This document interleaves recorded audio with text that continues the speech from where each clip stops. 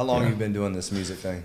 Man, long, I don't know, long as I can remember. My dad was into music, my dad, obviously, growing up in Miami in the Circle House, and like, so I come from like a legacy background. So since I was young, but like I always say my first step was when I got my first check. So I say when I was 18, I got into the music industry. Okay. That when I was younger, it was fun, Right. playing instruments, rapping with my friends. It was like no money involved. It's like pure. But then you enter the business side. So like since I was 18, I'm 36 now. So, it's been a long time, long ass time. Yeah. But it's fun though. Yeah. I was about to say, it's still fun though, Oh, right? so fun. Yeah. 100% fun. I wouldn't, I get to do what I love for a living. So I don't complain about it. Yeah. And brag a little bit about yourself, because let the people know, Yeah.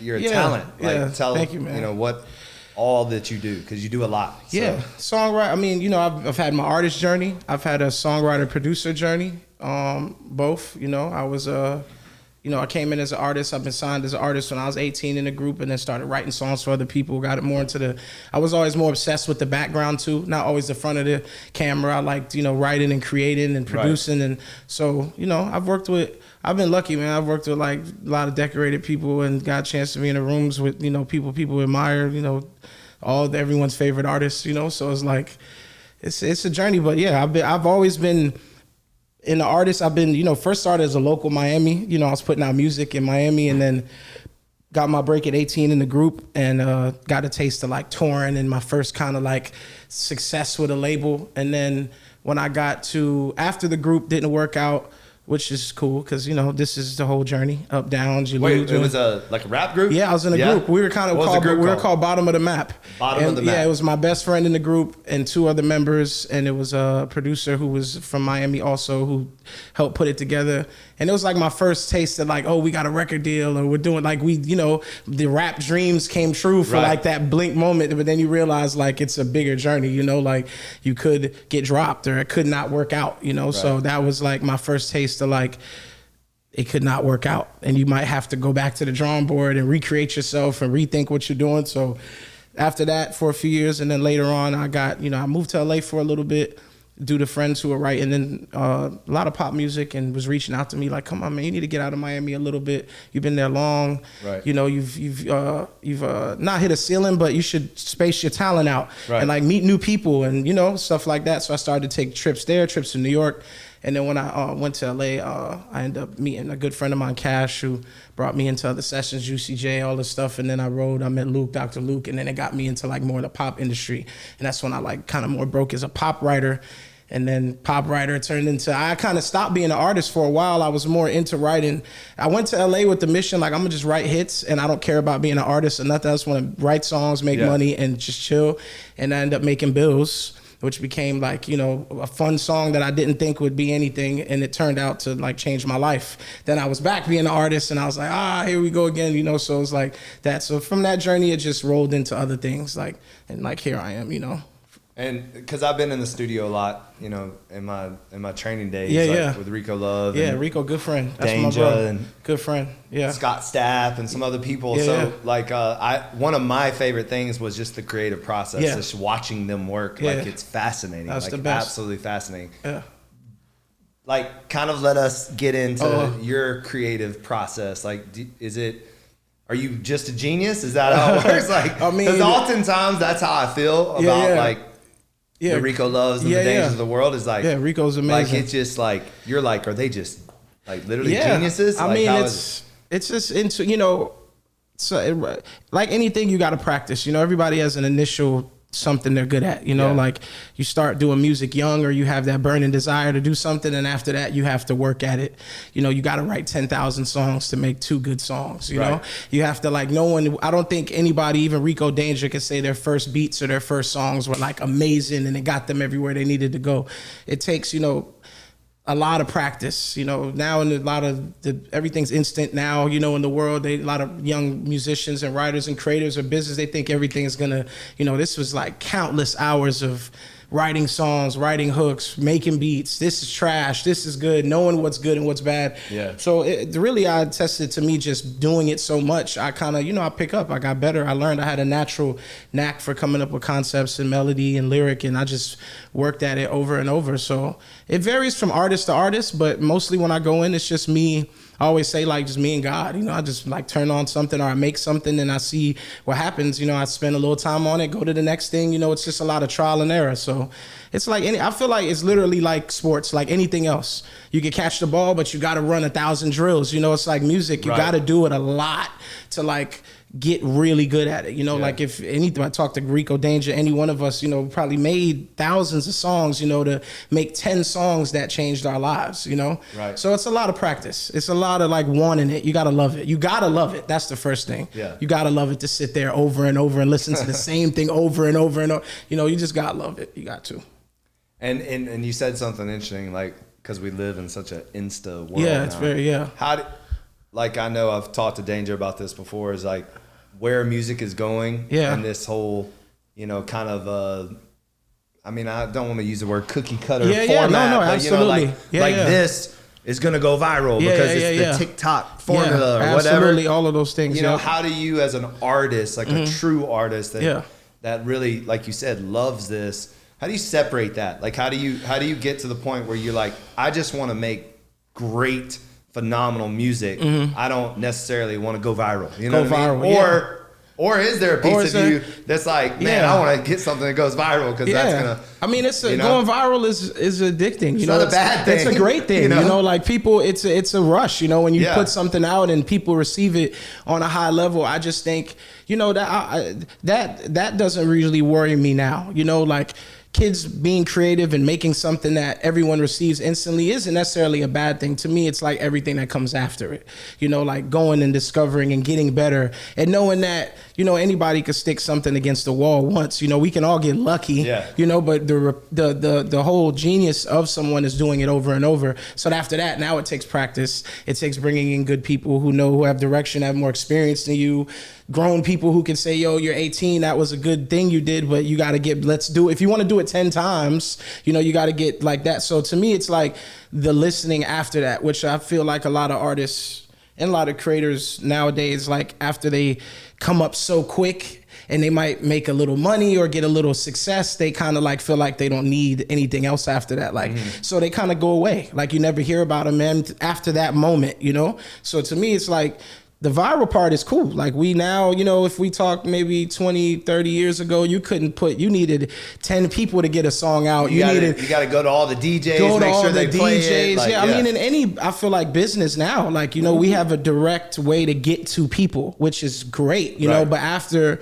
even, everything you do, you have to like plan and scale and it's like that's the initial thing which is great. I love that. I love being able to reach the people now without even corporate or anything. They could come later, which is good too, but you can literally just go to the people and get it done now, which is great. But now it's like I hope in the future, like as kids like get better at music and get viral, they'll like practice also and get better at your skill and realize that it was a moment and try to get better from there, kind of something like that. But yeah, I'm not like against what's going on. I feel like things are always going to change, but just being conscious, of things like that. Are you with a label? Are you? Yeah, well, I have my own publishing company, Big Tune, which I have our writers and producers signed to me. I have a partnership with Prescription Songs, and I'm not on a label personally. I have a independent distribution deal that I did for myself, which is like a master share deal. But I've been signed for it. So I was on RCA, I've been on Columbia, I've been on Universal, so I've been signed like 3-4 times. So, I know what it feels like too, but I'm kind of more into the ownership business side now, which is fun. But I'm not against labels, I work with them all the time, so it's cool. Yeah. Yeah. So you got your foot like in both. In both things, trying to grow now. I'm a little, I'm older now, so it's like younger in the game is different, but now I'm trying to get more skin out of the game now. So, yeah. Nice. Yeah. And any new projects like that you're working on right now specifically? Yeah, I'm working on a bunch of stuff. Yeah. Like yeah. In the lab on a bunch of new songs that are coming out and some that are coming out today actually. Like a Rob 49 and Cardi B song that's coming out today, and working on I worked on Katie's album In the Future. Perry, she's coming out with a new album. So I've been in the studio, like a bunch of songs coming out, but with a lot of the bigger artists, because I work with the top tier too. But I'm excited, like even about like the newer people, because I feel like new is always just It's is there any new artists that you are really like high on right now? Man, I see so many cool things. Like there's these 5 kids from I don't know if they're Nigerian, but the African called The Joy, and they're like The Joy? Yeah, The Joy. It's like a group of kids, and they sing like in Swahili, but in like as like an R&B group. Wow. So it's like a lot of like things I'm seeing on the internet that I think are interesting. I haven't like got in with everybody, but yeah, I think music. I really feel like people like to put kind of like a doom and gloom thing on music now. Like, oh, there's no good music. There's so much good music out, man. There's so many talented kids doing things we couldn't even imagine people were doing. Now it's just coming at us a lot. But yeah, I'm excited for the future. Yeah. I think to your point, you have to find it. Yeah, you got to find it. Like just anything. Yeah. Like there's so much that maybe it is hard to find something that you like, but if you do look for it, you'll come across it. Yeah, you'll come across it. Yeah, there's stuff out there. Yeah, for sure. What do you listen to when you're... Man, it's funny. I don't really like... I grew up like kind of like a jazz kid, kind of like my dad's from Jamaica. I grew up like in reggae, a lot of international music like reggae and jazz. So I feel like when I go into my own listening fan, I listen to everything, but I don't want to hear anything when I go home, really. I just like, sometimes I'm in the car, I play nothing. Yeah. Like, and everyone's like, why you not listening? I'm like, bro, I listen to music like all day long. That's why, Yeah, sometimes I just want to like listen to peace. Right. Like, I respect the silence sometimes. Like, but if it's nothing, I listen to everything, man. Like old hip hop, new hip hop. I listen to jazz, rap, reggae. I just start like fanning out, going online and listening to my favorite albums and stuff like that. But try to like keep my ears like rest my ears once in a while. Yeah. You know what I mean? It's like that in the gym. Yeah, man. The gym plays music all the time. Yeah. So sometimes you get in your car, you just want nothing. Nothing. Just let me hear nothing. Yeah, peace. Yeah, exactly. I respect it. Yep. I agree. I think patience is like a big thing, like being patient. I like not wanting everything so fast. Like I kind of look back and I kind of pat myself on the back a little bit at times where I was like really anxious, but I always thought like patience is big. Like everything won't happen for you when you want it to. Like there might be people that pass you that you came up with, but you can't be envious of that. You can't be jealous of that. You have to study that. And like I started learning how to study instead of being like a hater. Yeah, basically. Exactly. Being a hater or being like putting myself down. Like, oh, I'm not good enough. Right. Like, no, it's just not my time yet. Right. It's not, I need to do more working. And when my time happens, and I tell a lot of like young writers and creators that they come to me like they want everything so fast. I'm like, look, it might take 10 years, man. You might write songs for 6 years and make your biggest song. Like, I don't even think I've made my biggest song yet, right. And I've made, thank God, a lot of songs that did well. So it's like, it's just like look at it like a journey, not like, oh, it's going to happen immediately. It took me 18 and then 27. I had my first big song and now I'm 36, and I had my first #1 song last year.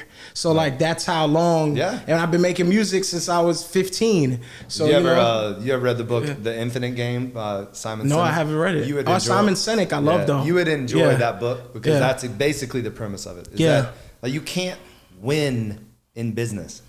Like, there's no it's not football. Oh, that's there's no final score. Wow, that's it's a continuous, and that's why No Days Off means so much to me, is because we never stop becoming a better version of ourselves until we die. Yeah, absolutely. We're playing an infinite game. Yeah, it's a long game. It's a long game. We're playing the long game. Absolutely. In whatever you decide to do with your life. Like, and a lot of people think they're gonna win the lottery or all this stuff, and it's like, no, it never stops. Because even if you do win the lottery, look at what happens to people that win the lottery. Most of the time, they end up committing suicide or losing all their money. Losing all their money, spending it because they think it's final. Yeah. Like, okay, I don't have to do anything anymore. Yeah. But life keeps going. It keeps going continuously. Keeps going. And then especially in the creative. Oh, yeah. The creative never stops, like ever. Because your career goes up and down. A lot of artists you see struggling and they're on the internet and they're, losing money or they're also turning to drugs and things. It's just like the highs are really high and the lows are low, really low. So if you don't balance, like knowing like, you know, I'm gonna be here. You know, I'm gonna have 1 year where I have a lot of great records, and then the next year I might not have any. Right. But I can't put the pressure on myself like, oh, you're terrible, or oh, you know, it's just, it's not my year right now. You know, so I need to just like study, learn, get better, and then go back out there and like do it. You know, so I started to, and I used to be a little harder on myself when I was younger, but as you grow, I just learn patience, like chill, like don't take anything to heart too much. Don't get too emotional about it. You know, emotion is sometimes like your worst enemy, you know, just like getting all emotional. Oh, they're winning. I'm not well, right. You know, and then you end up doing something really dumb, you know? So it's like, nah, just like, it ain't my time right now. You know, I'm gonna chill out, wait by the ocean, and then wait till my wave comes again. You know what I mean? So yeah, I always say that like when, you know, one thing you said, it's when you are committed regardless of your circumstances. 100%. So because every single time you wake up, you feel, every day we feel different. Yeah. You know what I mean? And then every day we have challenges and circumstances that are different. Absolutely. And we can come to work and get in a wreck. Yeah. You know? So, you know, because of that, you're just gonna quit the day. Yeah. No, like you just gotta take it and adjust and pivot and find. I love in the gym how you got those up there. Yeah. Like, I always read those little affirmations. Yeah, they work. I definitely, man. Like I look up sometimes. I'm like, no days off. Like no, 100%. You know, you gotta like because fatigue makes us cowards of us all. Yeah, I love that one. It's true. That one's 1,000%. Yeah, that one's 100%. It's funny. A funny story about that one. So what he's referring to is all our gyms. It says, fatigue makes cowards of us all. It's a Vince Lombardi quote. Yeah. And one time we got this really nasty review by this woman. Yeah. Like I'm talking like one of them Nancy's. Paragraph, like, going three crazy. paragraphs going crazy. And she's like, if you're, just because you're tired doesn't mean you're a coward and all this stuff. And she didn't really understand the quote. What it means. And what it means is like when you're exhausted, then you're not going to be able to give as much effort as someone that's not as tired. And so what we're trying to achieve in our fitness is to become the best in shape that we can be so that in those moments you can keep pushing through. Absolutely. And when and it's more of a sports quote, obviously. But it relates. But it can be applied to anyone in their journey of fitness. So. No, I love it. When I look up in the gym and it just like keeps you motivated, put things in perspective. Well, all the quotes, all the words were very intentional because the things we tell ourselves are the things we become. So 100%. I wanted to make sure that people are reading while they're working. And they're like speaking life to themselves. Because so many times people speak negative to themselves, 100%. Especially in pain, in discomfort. They start saying things like, I can't do this. I can't. So if you have things like, not today, and what we have is today, and that, stuff like that. It works subconsciously, I'm not quitting today. No.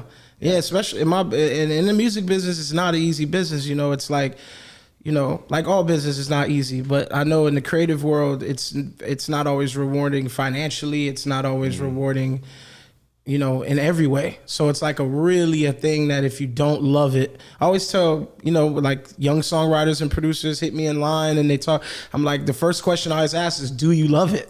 Like, would you do it if you weren't getting paid from it? Because it's not going to pay you for a long time. Like, if you think music is something or the creative world is something you're just going to jump in and you're going to make a bunch of money, you're wrong.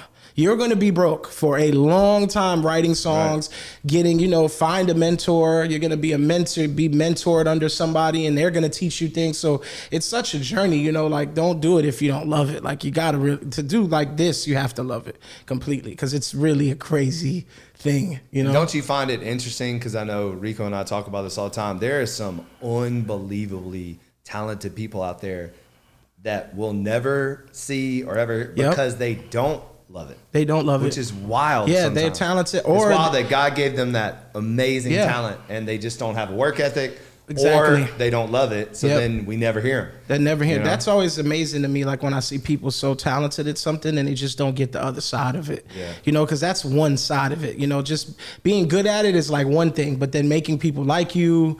Well, it's very similar to athletes, right? Yeah, exactly. There's a lot of athletes that have tons of talent, but then they don't want to practice. They don't want to work. They don't want to get in the weight room. They don't want to do the little things. It's kind of that Kobe mentality, that Mamba, being in the shooting in the gym all day. It's just it correlates to music, it's like, are you going to go to the club, or are you going to sit in the studio a couple extra hours? You know, right. Are you going to come early to the session, and are you going to be late and make everybody wait for you? You know, just those little things that determine, and I always see it in great people. Like when I work with people that are great, that are what they would say winners and or superseders to what they do, they all have the same thing about them.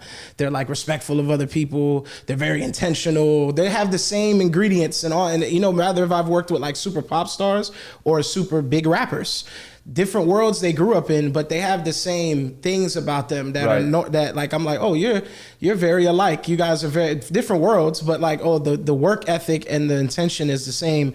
And that's why, and some of them might not be as talented as other people, but it's the other things, like a good friend of mine, Pitbull, was like one example. Like Pitt's super talented, but besides that, it's the way Pitt carries himself and the way he does business and the way he's always outworked everybody and stayed very humble, and he remembers everyone's name when he shakes their hand. And it's just little things that torn with him. I noticed like he remembers everyone, and then they remember him, and then he gets invited places, and it's just like those little things about him now. It's like, oh, this is why Pitt's like more successful than everybody else, because he just has those like little things. And then rapping and singing is one part of it, you know, like that's like one part, because I know a lot of great people, but people don't want to work with them. You know, people just have like, they're like, oh, they're a pain in the ass, you know, things like that, you know, which being a pain in the ass isn't a bad thing, but just be on your job, you know, and work, you know. And that's like, with any industry. Yeah, any 100%. Industry. I don't care if you're a doctor, a lawyer, you know, whatever, like the boxes that you said that make sure you check. You know, self-awareness, being intentional, being polite. You know, these kind of things, hardworking, showing up early, staying late.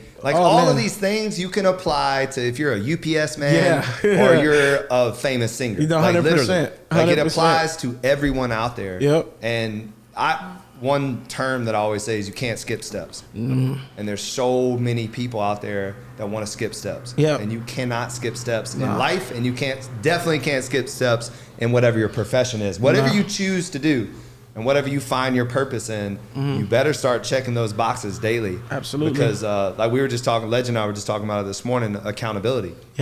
And big. If you say, this is something that's really been irking me lately, is like, if you say you're going to do something, do it.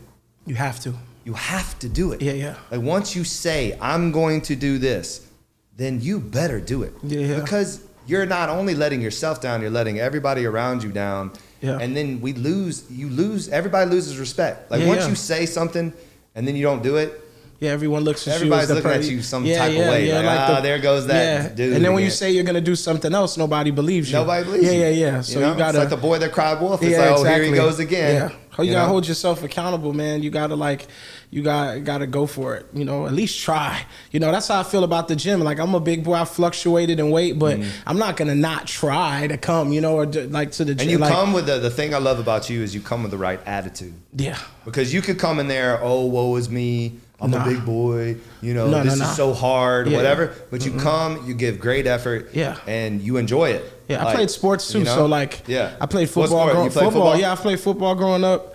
And it's the sports mentality and the hard mentality. It's just like getting through it. I was big playing basketball. Always been like an agile, big dude who just was running with everybody else. So I try to do that in my life and fit everything. Like just go for it, man. At least try. You know what I'm saying? Like I gotta try. Especially in a creative environment. Like I might come in the studio one day and I might be writing, say it's like a friendly like Rico. And like I'm on it today, and Rico might be like, man, you go. I'm gonna follow you. And he might be on it. I'm gonna follow him. So I look at creativity and work like that. Like I might not be the guy today, and other days I might be the guy. And it's true, right? Like in creative, because I know it happens too when I mean, even sometimes in podcasts or writing in general, is that it comes in waves.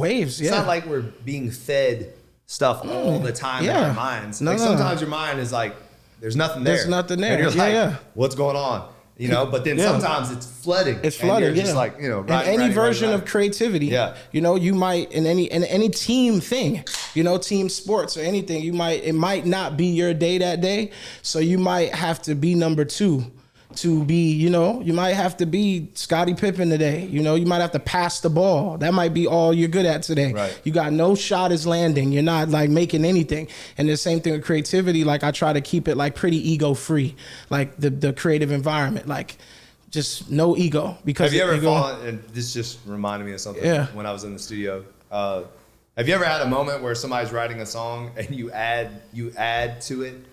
And then that song becomes massive, and no one ever knows that you added that one. I've been a part of a lot of songs that I've added to that I've like, but that's because my mentors have gifted me the same way. I've had that happen in my songs where, people have walked in and been like, yo, if you just change that right there, and they walk out the room and I'm like, wow, I just never thought it. And I've done the same, because it's a free form environment, that's why I think team effort, even in creativity or anything, is good because everyone's so good at different things, even in my team, some people are better players than me. Some people are better writers at this genre than me. And, I'm pretty multivert, but I like people that are just good, I don't, if I'm the best person in there, it's going to be all on me, I want people, it's a lot of pressure, which I'm cool with, I've had a lot of success writing things on my own too, but I've had a lot of success in a group mainly, just like listening and hearing out people that I work with, nobody could,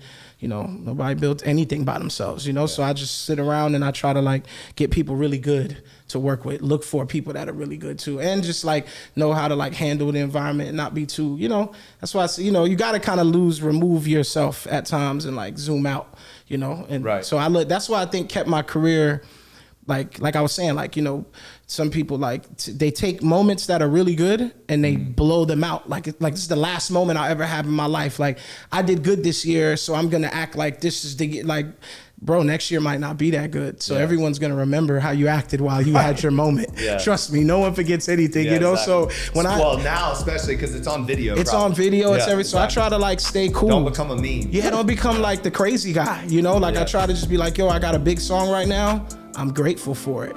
What's next though?